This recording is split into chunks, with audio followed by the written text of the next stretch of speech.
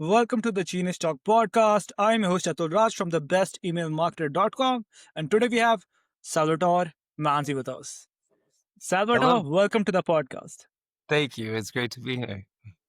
Awesome. For our listeners who don't know you, can you tell them who you are and what do you do? Of course. And my name is Salvatore Manzi. I am a communications coach, and my work sits at the intersection between leadership, communication, and collaboration.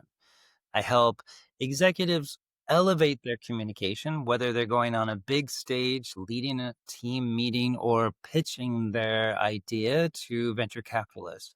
Once I work with the leader, I then work with their team to elevate the entire team through a series of modules, a cohort based training and communication to elevate the entire team's communication.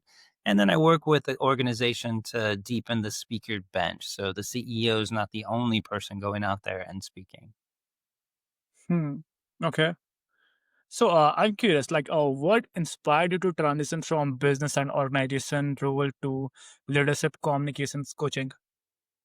Leadership communications coaching is the idea that in order to lead, you need to communicate. And in Yep. order to communicate effectively, we need tools. Break down communication into three pillars: content, delivery, and presence. And from my own background, I'm an analytical, data driven, tech kind of minded person. The traditional methods of getting up and speaking on a stage or owning the spotlight are not accessible by me because my brain works differently. The idea of an introvert taking over the stage and speaking is not exactly like a natural thing. So I had to learn through like studying neuroscience, psychology, organizational behavior, how do people communicate and understand, receive information. I created frameworks for the content. Then I took a deep dive into how to use the body, how to use the voice, how to use the eyes in order to create connection, engagement, and marry my message with my delivery. Where I find the most work is in presence. When I'm working with clients, it's what are the beliefs, the experiences about speaking in front of other people that need to be addressed so that a person can actually show up with presence and conviction or confidence, as a lot of people say. Okay, when you said voice, you mean tonality. Tonality is one of it. Voice is one of the most powerful tools that you have to make an impression on other people, right? You can use your voice in so many ways, but Mhm, most people get into their office and then they go into reporting mode and they will tell you all of the data and they will give you the information and it becomes hard to hear. mhm, There's tonality, but there's the pitch, there's the volume, there's the cadence. If you work with those three levers as you are communicating, you can expand the range of connection and engagement, but you infuse meaning into your mhm, message. You went right to the heart of the issue. And a lot of people, Atul, they do not want to work on voice. They don't want to work on voice. So like, I have a voice. I don't need to work on my voice. Work on pause. Okay. Tell me that you mhm, can master the pause and I'll tell you you're a great speaker because when you're able to hold their attention mhm, through a pause, that's when you command presence. So when I talk about voice, it's the volume, the pitch, and the cadence of how a person is using their voice, mhm, where the voice is coming from, the body, mhm. and how it's being received. Hmm. Do we want to talk about your voice? Let's talk about your voice. Yeah, that'd be How do you feel about your voice? perfect. Huh. I will say 4 out of 10. 4 out of 10? What is that? You demonstrated pitch. 4 out of 10? Like you demonstrated pitch. And I noticed I've watched you open a few of these. You're like, welcome to. You do this very announcer voice at the beginning, Yeah, very yeah. confident, dramatic. It's very powerful opening. Hmm. What would you change about your voice then? Okay, I would say tonality, when to focus more on the word. Yes, that is one Wh- thing. Where to focus on the word? Give me an example what you mean there. Hmm. Like, I'm curious. Okay. So there are few things when I'm saying I have to focus more on that, but I can only able to do that when I'm conscious about that. That is the only issue. So Yeah. if I plan to do that, then I'm doing. But if I didn't plan, then I was like just speaking nonstop in one tonality. It's easy to fall back into our pattern and conditioning Mhm, when I'm coaching somebody to be on a media or be on a stage. I mhm, ask them to pay a special attention to the first 2 or 3 sentences. Practice those. Practice enunciating them even more clearly than you normally would, especially when if you have an accent, it takes your listeners 10 mhm. seconds to adjust to your accent. Yeah. And so if we take off at the beginning, Mhm. our listeners haven't caught up with the accent, they start to lose words and it can create frustration. And here's a fun fact, Atul. What? Everybody has an accent. You may not think I have an accent, but I moved to New Zealand and people are like, Mhm, you have a funny accent. I'm like, I have an accent. Have you heard yourself? I mean, everybody has an accent. So mhm, the first few sentences, over enunciate and articulate those words so that people can get used to your accent. And then you can speed up to your normal voice and you can go to your regular cadence. But you're talking about focusing on a particular word when you're speaking. And I think that's mhm, critical because the word that you focus on mhm, is going to bring meaning and emphasis to that word. mhm. And yeah, I think it's very much important that it doesn't matter what we speak if you're not speaking on a specific way. If we're not being intentional about the way we're using our voice and just Mm. use our regular fallback, Yeah. we miss an opportunity to create impact with Mhm, our audience. And I want to be clear, I'm not a voice coach. There are very specific voice coaches who mhm, will help expand your range and all those.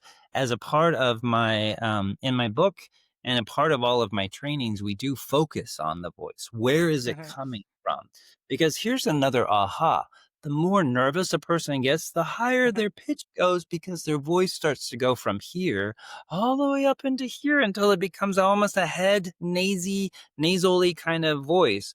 mhm. When we bring our voice back into our body, our listeners begin to feel us as well as hear us. This is a lot Hmm. on voice. It's only one piece of the big puzzle, but I'm glad we went there. Yeah. I just recall there is one more way to improve our voice so that it sounds more like a high status. That is speaking through our stomach. Right. Yeah. Speaking from here, breathing into the stomach and letting the air push more air Mhm. out Yes. is very powerful. Since we're in the delivery pillar, again, it's content, delivery, and presence. We're talking about Mhm, delivery right now, the voice. The second most powerful tool is your eyes. And what a mhm. lot of people don't realize, especially in virtual, is making eye contact with the camera Yeah. rather than with the screen. Looking at you. I was looking at you. People people feel you when Yeah. you actually look into the camera. Versus when you're looking down at the screen, people are getting an impression of you, but they don't connect with you. And that's because of neuroscience. There's Yeah. something called there hormones are released when we make eye contact and when I make eye contact with you. So here's a simple rule. A Mhm. simple rule for anybody out there listening. 10 seconds. Yeah. The first 10 seconds that you are speaking on a virtual platform, look into the camera. The first 10 seconds, because your screen, your box lights up on that Mhm. screen and everybody's looking around to see if they can find your box. When they Mhm. find you in that first 10 seconds, they lock eyes with you. Yeah. And then after that first 10 seconds, you can look back down at the screen to see who's listening, who's not listening, who looks like they have a question, but then go back to the camera when you want to make your point. Wow. I will note that down to do Note it that every down. single time. 10 Hmm. seconds. Tell me about the Okay. guitar in your background. It's just for so now because I don't have any time, and if I get time, I'll do something else. I used to play guitar before, not anymore. I love it. Hmm. Guitar is such a powerful tool. It's sort of a genius type of thing to do on the Genius podcast because it requires so much coordination and thought. There's so many different chords, so many different possibilities. Oh, I'd love to see you strum that guitar at some point on one of these podcasts. I've been watching you now for a while, so I hope to hear you hmm. sing and get to see you play as well. I can see I'm making you uncomfortable. I love it. Okay, And okay. this is the thing. This Huh. is the thing.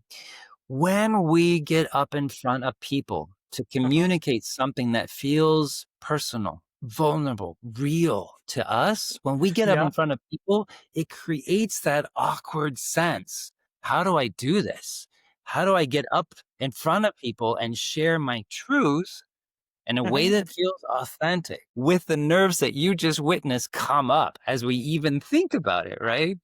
And so Yeah. that's in the third category. That's in the presence. How do Hmm. we manage the way that we're showing up so that we can convey and project a Hmm. sense of confidence, Yeah. control, comfort, authenticity? I'll give you two techniques, or I'll share these with your listeners.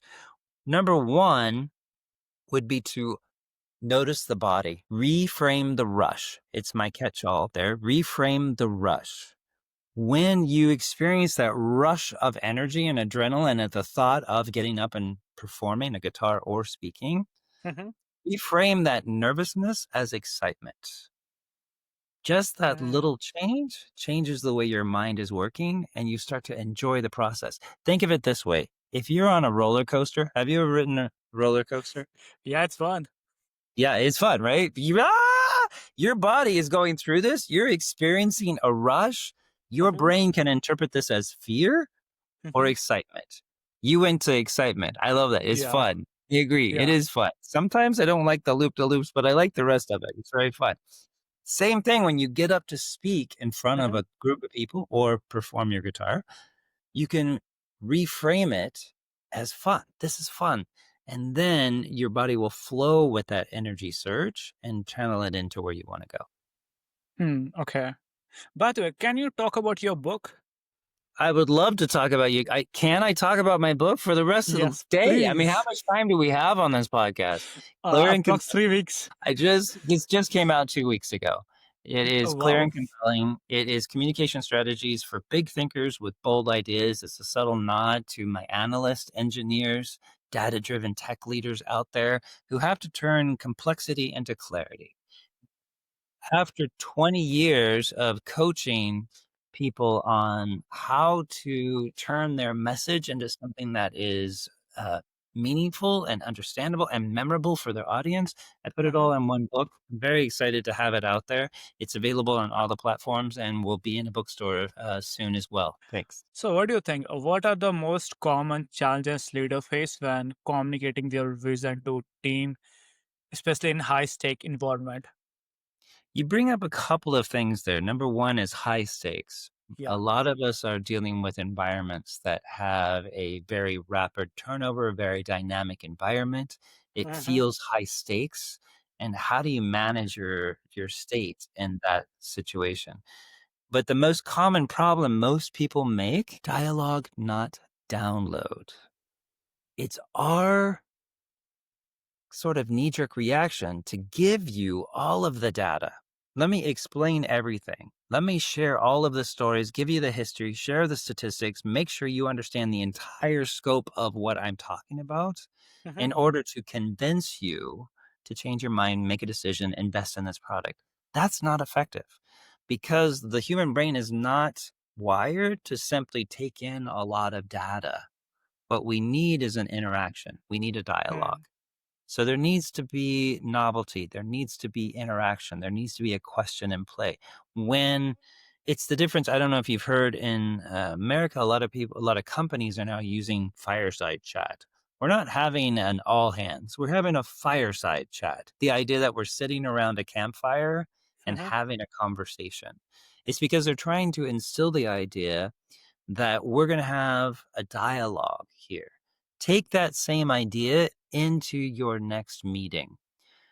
When you're delivering your presentation, when you're sharing the valuable insights that you have, turn it into a dialogue rather than just a download of information. Okay, that makes sense. So, who are your ideal clients? Like, who do you help?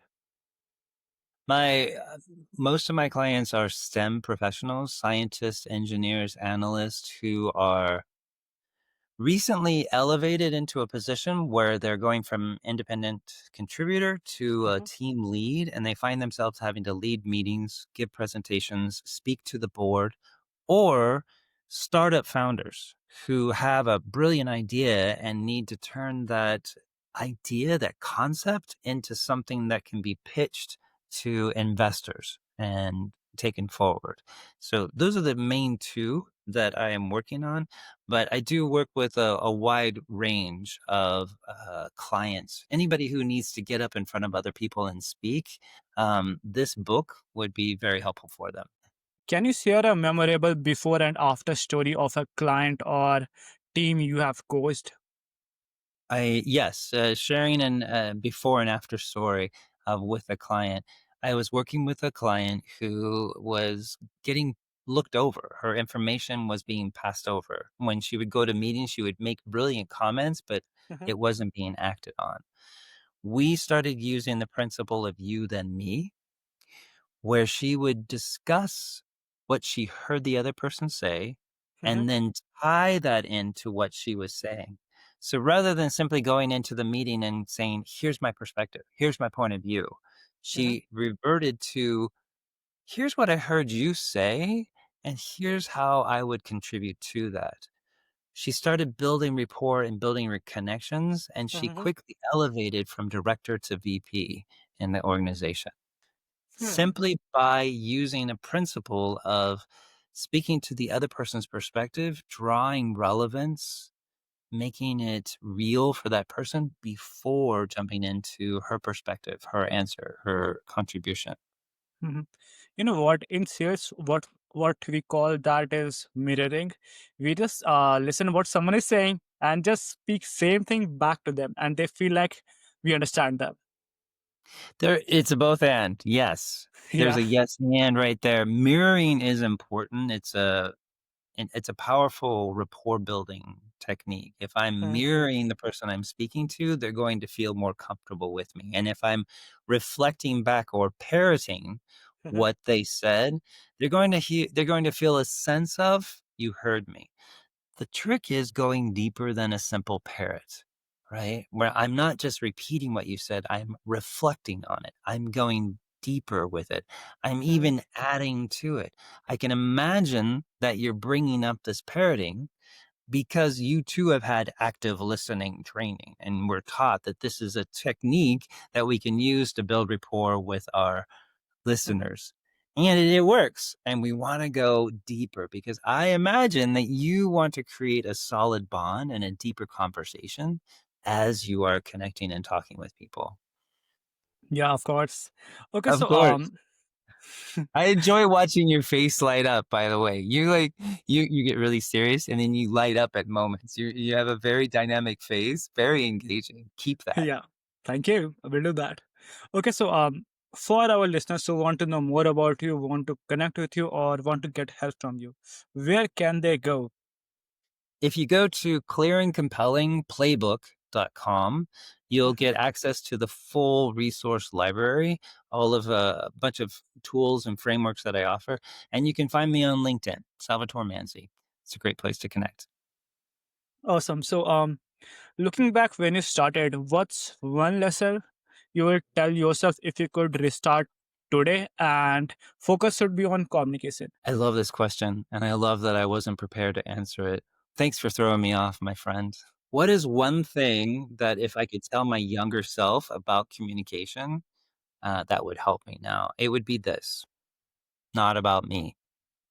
When I am up on a stage and speaking and somebody gives me that look or they pull out their phone or they start writing and I think that they've disconnected or don't like me, my Mhm, younger self made way too much about it. I was over rotating to try to win their attention or win them back or get them to like my message. But the truth is, it's not about me. mhm, 99% of what's going on in the other person's head has nothing to do with me or what I'm saying. They're thinking about their lunch or what they're going to do after work or that email they didn't finish, right? And so that mhm, look it wasn't about what me or my message, it was about all that. So I wish I'd known at a younger age that 99% of the expressions I'm getting from my audience have nothing to do with me. Hmm. By the way, I think we can use FOMO for that. Like, FOMO? yeah, fear of missing out. Yeah. So whatever they are doing, they'll stop doing that or just don't want to do that because they will miss out on what you're saying. Yeah. They might be I don't want them to miss what I'm saying, especially that key person in Uh-huh. the boardroom, and that Uh-huh. person looks at their phone for a minute, my heart leaps. I'm like, "Wait a minute, I gotta get their attention back." Uh-huh. And I find a way to weave my message again and again. Like, you need to say something 3 times before people really get it anyway. So if they miss it the first time, that's their FOMO, not my FOMO.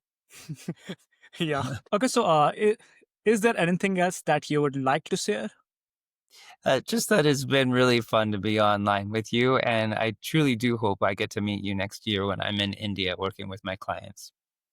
Yep, I'm looking forward to meeting with you. And And you're gonna thank you. play guitar for Oh me, my right? God. You know what? I will hold a guitar in my hand, and behind me there'll be my phone, okay, and there'll be a music playing on, and I'll Perfect. just do the lip sync. Perfect. Thank you so much. Okay, brother. Thank you so much for spending some time with us, and it was really fun. Very fun. All right, take care.